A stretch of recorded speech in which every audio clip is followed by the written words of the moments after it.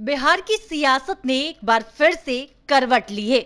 BJP का साथ छोड़ नीतीश कुमार एक बार फिर से अब महागठबंधन में लौट चुके हैं, तो तेजस्वी यादव उप मुख्यमंत्री के रोल में हैं। बिहार के इस सियासी उलटफेर में विपक्ष की भूमिका में आई बीजेपी अपने दम पर खड़ी होने की कवायद में है। इसी कड़ी में बीजेपी ने तेजस्वी यादव को नकली यादव तो केंद्रीय मंत्री नित्यानंद राय को असली यादव बताकर सूबे में यादव पर सियासत की नई बहस छेड़ दी है। ऐसे में सवाल उठता है कि बीजेपी नित्यानंद के बहाने आरजेडी के कोर वोट बैंक यादव समुदाय को क्या सियासी संदेश देना चाहती है। आपको बता दें कि आरजेडी नेताओं पर सीबीआई के छापे के अगले दिन बिहार के डिप्टी सीएम तेजस्वी यादव ने किसी का नाम लिए बिना कहा था कि एक केंद्रीय मंत्री मुख्यमंत्री बनने का सपना देख रहे थे और बिहार में खेला होने की योजना बना रहे थे। ये संभव हो जाए, बिहार में यहाँ दिल्ली से कोई बचाने नहीं आएगा। तेजस्वी के निशाने पर माना जा रहा है कि केंद्रीय मंत्री नित्यानंद राय थे। वहीं बिहार बीजेपी के प्रवक्ता निखिल आनंद का भी बयान सामने आया। उन्होंने कहा कि तेजस्वी यादव को यादव समाज पर बात करने का हक नहीं है, क्योंकि वो भेड़ चराने वाले समाज से आते हैं, जबकि नित्यानंद राय गौपालक, गौवंशी और भगवान श्री कृष्ण के असली वंशज है। बिहार की जनता को पता है कि असली यादव कौन है। इतना ही नहीं, उन्होंने कहा कि भ्रष्टाचार करके और गरीबों का खून चूस कर नहीं, बल्कि भगवान श्री कृष्ण के रास्ते पर चलकर ही यादव समाज का भला हो सकता है। बिहार के बदले हुए सियासी समीकरण में बीजेपी ने 2024 के चुनाव में 35+ सीटें जीतने का टारगेट तय किया है।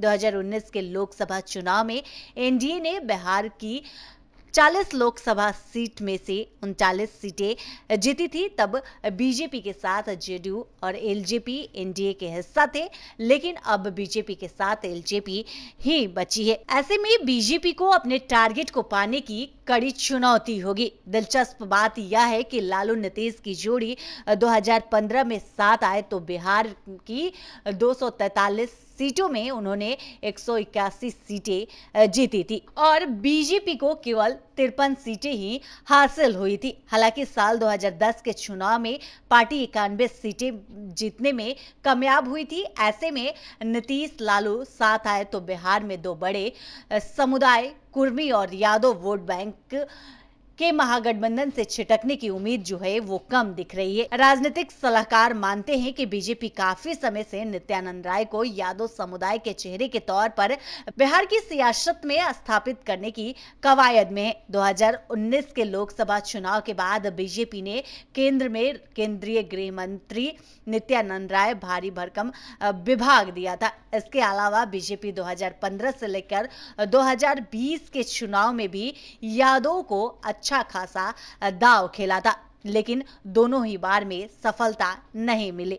बदले हुए सियासी माहौल में बिहार की जातीय पीछ पर नित्यानंद राय एक बार फिर से दांव खेलने की दिशा में है। ऐसे में तेजस्वी यादव को नकली यादव बीजेपी बता रही है, ताकि बिहार की राजनीतिक रूप से मुखर जाति समुदाय में अपनी पकड़ बना सके। बिहार में यादव समुदाय पिछले 3 दशक से ज्यादा समय से आरजेडी के साथ मजबूती से खड़ा है। बीजेपी यादव समुदाय को अपने साथ जोड़ने के लिए तमाम कोशिश कर रही है। आपको बता दें कि बिहार में यादव मतदाता 16% है। इसके साथ ही साथ बीजेपी नित्यानंद राय के बहाने फिर से यादव को सामने लाकर खड़ा कर रही है। ऐसे में 2024 के चुनाव में बीजेपी यादव वोटर के साथ जोड़ने में कामयाब रही तो महागठबंधन का जो गणित है पूरा का पूरा गड़बड़ा सकता है। बिहार की सियासत में यादव पर इतना बात इसलिए हो रहा है कि एनडीए को ये सब पता है कि यदि यादव समुदाय में उनकी सेंधमारी हो गई तो वो बिखर जाएगा और उनकी जो जीत है वो आसान हो जाएगी। वहीं दूसरी ओर तेजस्वी यादव भी ये जानते हैं कि अगर सत्ता में रहते हुए वो यादव मतदाताओं को वो नहीं संभाल सके तो फिर पिता की विरासत जो है वो बिखर जाएगी। क्योंकि लालू यादव इसी कोर जनाधार को अपने पाले में लाकर बिहार की सियासत को संभाले हुए थे। अब इसे संभालने की चुनौती तेजस्वी यादव के कंधे पर है। बीजेपी के लिए इस बार मौका भी है और दस्तूर भी। जदयू के साथ रहते हुए बिहार में बीजेपी को खुलकर खेलने का मौका नहीं मिल रहा था। अब उनके पास पूरे सूबे में अपने सियासी आधार बढ़ाने का मौका नजर आ रहा है। ऐसे में देखना होगा कि बीजेपी का यह दांव कामयाब होता है या नहीं। Bureau report, live Bihar. Live Bihar YouTube पर सब्सक्राइब और फेसबुक पर लाइक जरूर करें।